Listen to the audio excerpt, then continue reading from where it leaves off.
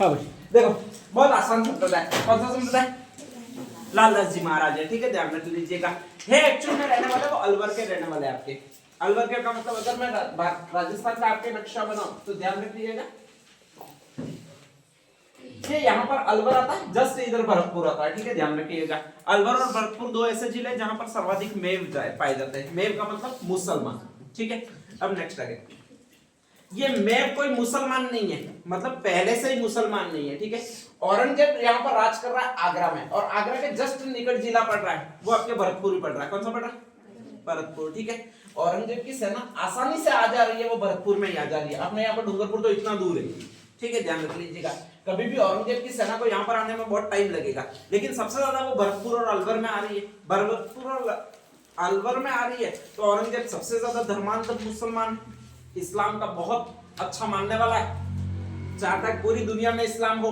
तो जो भी उसके पास का एरिया है वहां पर वो सबसे ज्यादा आक्रमण करेगा, सबसे ज्यादा लोगों को मारेगा। तो ऐसी कंडीशन में यहाँ पर सबसे पास के जो लोग हैं उन्होंने स्वतः ही आपके औरंगजेब के डर के कारण एक धर्म कन्वर्ट कर लिया। और वो कौन सा धर्म कन्वर्ट किया? इस्लाम, मुसलमान धर्म कन्वर्ट कर लिया, ठीक है, ध्यान रख लीजिएगा। अब नेक्स्ट आगे दिक्कत कहां पर होगी है वो सुनिएगा। तो अपने जो भी हिंदू है वो आसानी से, लड़कियां हैं वो बुर्का पहनकर निकल रही है, जो लड़के हैं यानी आदमी है उन्होंने सलवार पहन ली है, ठीक है, ध्यान रख लीजिएगा। डर बहुत बड़ी चीज होती है, ठीक है। तो वो मुसलमान बन गए, है हिंदू ही एक्चुअल में, लेकिन बाहर जब निकल रहे हैं तो शो कर रहे हैं हम क्या बन चुके हैं? मुसलमान बन चुके हैं, ठीक है। लेकिन दिक्कत यह है कि जब वो मुसलमान बने तो वो बाहर निकलते तब शो कर रहे हैं, घर के अंदर रहेंगे तब वो कौन सी रीतियों का पालन करेंगे? आपके हिंदू वाली रीतियों का पालन करेंगे, ठीक है, ध्यान रख लीजिएगा। तो एक्चुअल में वो हिंदू वाली रीतियों का ही पालन कर रहे हैं। इसीलिए लालदास जी खुद भी मैं मुसलमान है। कौन सा मुसलमान है? मैं मुसलमान। लेकिन वहां पर उनका मैंने अभी संबोधन वाक्य में लिखवाया तो जय राम लिखवाया। क्या लिखवाया अभी आपके? जय राम। तो वो किसकी आराधना कर रहे हैं? घर के अंदर राम की आराधना कर रहे हैं, ठीक है, ध्यान रख लीजिएगा। अब ऐसी कंडीशन में कहा जाता है कि उनके सामने सबसे बड़ी दिक्कत शुरू हो रही है। दिक्कत ये शुरू हो रही है जो दूसरे हिंदू लोग हैं वो उनको एक्सेप्ट नहीं कर रहे, वो सोच रहे कि ये क्या बन गए? मुसलमान बन गए, ठीक है। मुसलमान भी उनको एक्सेप्ट नहीं कर रहे।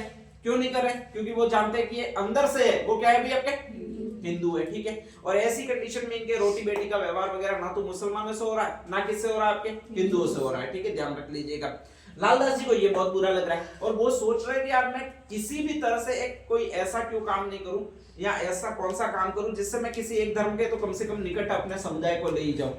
पैतृक धर्म है वो अपना कौन सा धर्म है भी? आपके हिंदू धर्म है। तो ये सोच रहे हैं कि मैं निकट ले जाऊं, वो आपके हिंदू धर्म के निकट ले जाऊं। कौन से धर्म के निकट ले जाऊं? आपके हिंदू धर्म के निकट ले जाऊं, ठीक है, ध्यान रख लीजिएगा।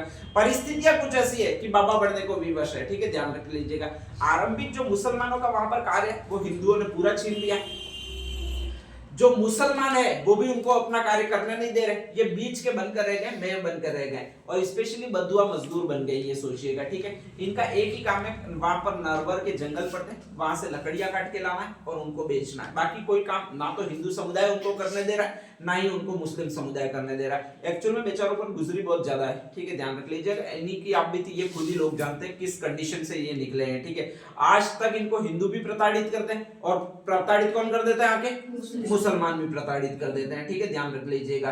क्योंकि ऐसी जातियां होती है ना तो इनको हिंदुओं का सपोर्ट मिलता है ना मुसलमानों का सपोर्ट मिलता है। इन मेवों की सबसे बड़ी अभी भी प्रॉब्लम चली रही है स्पेशली कि दंगे हो जाते हैं, वो इनके हिंदुओं के साथ भी दंगे हो जाते हैं, ठीक है। ये दंगे हो जाते हैं मुस्लिम बस्ती के कहीं निकट रहते हैं तो वहां पर मुसलमानों के साथ भी इनके दंगे हो जाते हैं। और दोनों जातियां होती है, वो मुसलमान यूं कहते हैं कि तुम हिंदू हो, अपन कहते हैं कि तुम क्या बन चुके? मुसलमान बन चुके हो। तो बेचारों के साथ इतनी दिक्कत है कि ये चाहे तो जाए कहां जाए, ठीक है। तो अभी भी बहुत बड़ी वेदना इनकी चल रही है। मैं तो ये कहता हूं हिंदू समुदाय को इनको अपने अंदर ले लेना चाहिए, ठीक है, ताकि कम से कम एक समुदाय तो कम से कम सही सुरक्षित ढंग से ले सके, या फिर मुसलमान समुदाय को इनको 100% स्वीकार कर लेना चाहिए, ध्यान रख लीजिएगा। लेकिन वहां पर भी ये रोड़ा चल ही रहा है, कंप्लीटली रोड़ा चल ही रहा है। लकड़हारे का जीवन व्यतीत कर रहे और लकड़हारे का जीवन व्यतीत कर रहे तो अपना जीवन है वो लकड़ियां काट कर चला रहे हैं, ठीक है। अब ऐसा कोई भी काम करोगे जो आपका पैसे का अर्जन नहीं दे सकता, ठीक है, तो ऐसी कंडीशन में जीविका चलाने में बहुत ज्यादा दिक्कत आएगी इसे। तो इनको जीविका चलाने में बहुत ज्यादा दिक्कत आ रही है। लकड़ियां काटने जा रहे हैं, वो इनकी पत्नी और दोनों काटने जा रहे हैं। इनकी पत्नी का नाम है वो भोंगली देवी है। कौन सी देवी नाम है? भोंगली देवी है। लेकिन आदमी जब गुस्से में होता है भोंगली देवी कहता नहीं है, कहता क्या? बंगली देवी, ठीक है, या बंगली, क्योंकि औरत है उसको वैसे भी इतना साथ साथ चला नहीं जाएगा, ठीक है। तो यही इनके दोनों के झगड़ा हो रहा है स्पेशली, ठीक है, ध्यान रख लीजिएगा कि वो सही नाम से पुकारते ही नहीं है। स्पेशली 2 बच्चे हो चुके हैं, 2 बच्चों को भी सही नाम से पुकारते ही नहीं है, ठीक है। वो एक बच्चा खाने बैठ रहा है तो उसको कह रहा है पाड़ा जितना खाता है, उसी का नाम बन गया, क्या अपना नाम बन गया आपके पहाड़ा, ठीक है। एक को कहता है तू कुतरे जैसा है, उसी का नाम बन गया, क्या बन गया कुतू। लड़की है उसको सही नाम से ढंग से पुकारते हैं, उसी का नाम है स्वरूपा। क्या नाम है भाई आपके? स्वरूपा। रोज के लड़ाते हैं और सबसे ज्यादा लड़ाई हो रही है वो पत्नी और पति के बीच में हो रही है। पत्नी का नाम, हाँ ये बंगली वगैरह जो भी कहो वो, ठीक है। ये लालदास जी है, उनको देखते एक जगह पर लड़ाते हुए झगड़ते हुए, खतरनाक तरीके से झगड़ते हुए, वो गद्दन चिश्ती देखते जो इनके गुरु होते। कौन होते भाई आपके? गद्दन चिश्ती कहते हैं, ठीक है, ध्यान रख लीजिएगा। मुसलमान होते हैं, ठीक है। गद्दन चिश्ती का मतलब गद्दे पर ही पड़े रहते हैं दिन भर, उठा जाता है नहीं उनसे, इसीलिए उनका नाम पड़ गया, वो गद्दन चिश्ती पड़ गया। गद्दे पर बैठे रहने वाले गुरु जी, ध्यान रख लीजिएगा। गद्दे पर बैठे रहने वाले इसलिए खाते बहुत ज्यादा, काम कुछ करते नहीं है, तो गद्दन चिश्ती है। इनको बुलाते हैं, ठीक है, ध्यान रख लीजिएगा। और बोलते हैं तुम लड़ाते क्यों हो? ये पूरी अपनी आप बीती कथा सुनाते, पूरा पढ़ता नहीं है, क्या करे। तो ऐसी कंडीशन में वो कहता है तुम एक काम करो, ठीक है, मेरे जैसा जीवन जियो, ठीक है। मेरे जैसा जीवन कैसे जियो? तो मैं एक गधा लाया था, ध्यान रखिएगा, वो गधा मर गया, ठीक है, मैंने उसकी समाधि बना दी। समाधि जैसे ही बना दी तो मैं उसके साथ बैठा बैठा रो रहा था। अचानक कुछ लोग आए और वो कुछ चढ़ावा चढ़ा गए। तब से कहा जाता है कि मैं यहीं पर समाधि बनाकर लेटा हूँ। जो सामने दिख रही समाधि है वो किसकी समाधि है? गधे की समाधि है, ठीक है, ध्यान रख लीजिएगा। और अच्छा सा चल रहा है, आजकल इतना चौड़ा फैल गया कि उठा भी नहीं जाता है, फिर भी चल ही रहा है, ठीक है, ध्यान रख लीजिएगा। आइडिया देते, किसको आइडिया देते भाई आपके? लालदास जी को, कि तुम ऐसी एक पहाड़ी चुनो जहां पर तुम समाधि बना सको। लालदास जी कहते हैं मेरे पास तो कोई गधा ही नहीं है। वो कहता है अरे मूर्ख, समाधि तो बना, बाद में गधा आएगा क्या आएगा देखेंगे। तो वो कहा जाता है सबसे ऊंची पहाड़ी को चुनते हैं और उसका नाम होता है सिंहकुटी।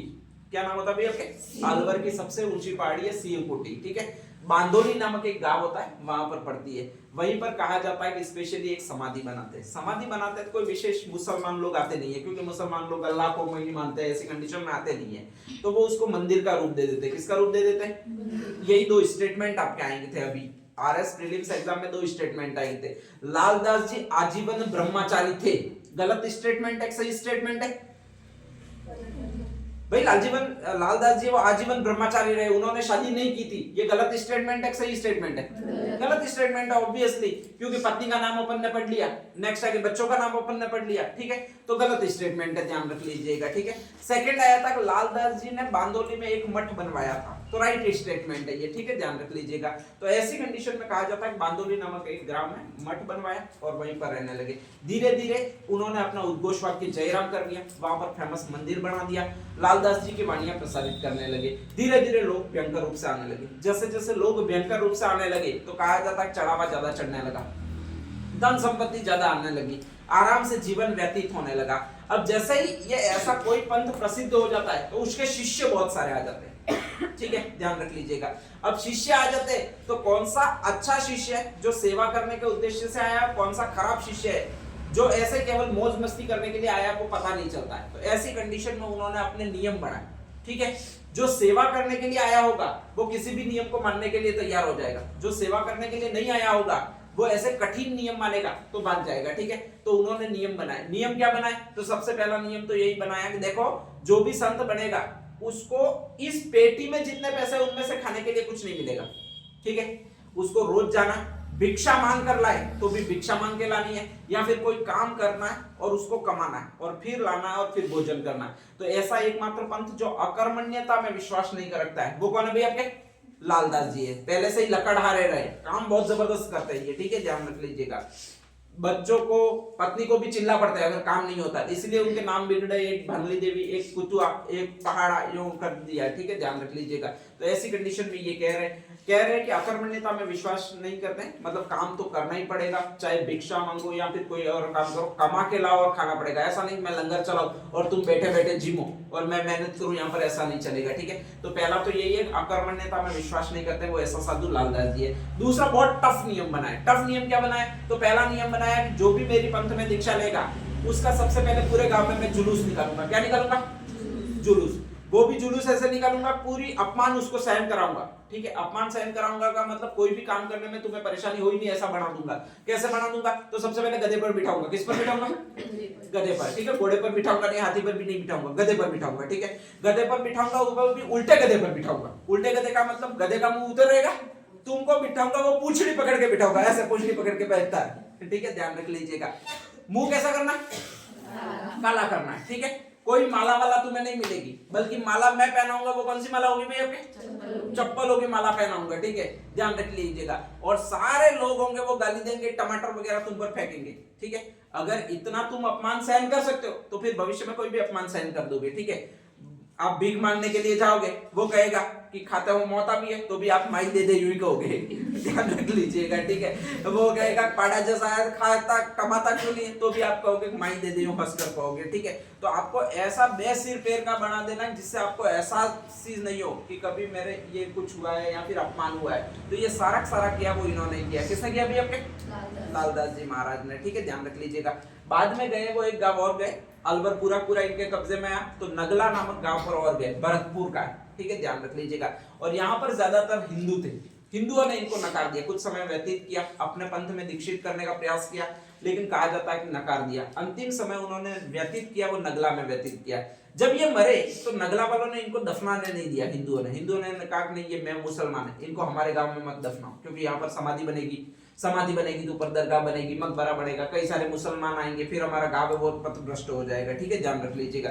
इसलिए इनको वापस भेजा, एक मुसलमानों के गांव में भेजा। मुसलमानों के गांव का नाम क्या है आपके? शेरपुर। क्या नाम है? शेरपुर। और वो है अलवर में ही है। कहां पर है? अलवर में, ठीक है। तो इनको दफनाया गया, वो शेरपुर अलवर में दफनाया गया। तो देखो इनका स्पेशली मठ बना हुआ, वो तो बहुत ऊंची पहाड़ी है अलवर, वहां का बांदोली गांव है, वहां पर बना हुआ है। लेकिन इनकी समाधि बनी हुई है वो सा से एक नाम है, नाम कौन सा है आपके? शेरपुर। अलवर के इनके 2-3 प्रसिद्ध स्थल है। जन्म हुआ है वो अलग हुआ है दौड़ीदूब गांव में, ठीक है। बांदोली में इनका मठ बना है, ध्यान रख लीजिएगा।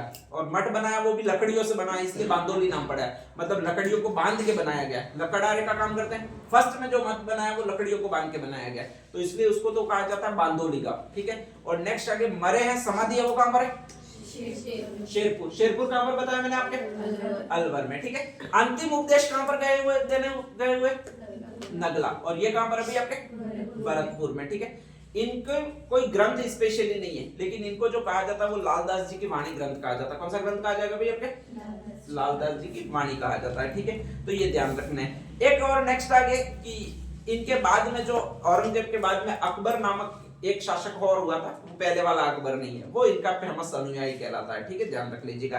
तो 2-3 पॉइंट और है वो ध्यान रख लीजिएगा। नेक्स्ट आगे लिख दीजिएगा लालदास जी का फेमस ग्रंथ या प्रमुख ग्रंथ।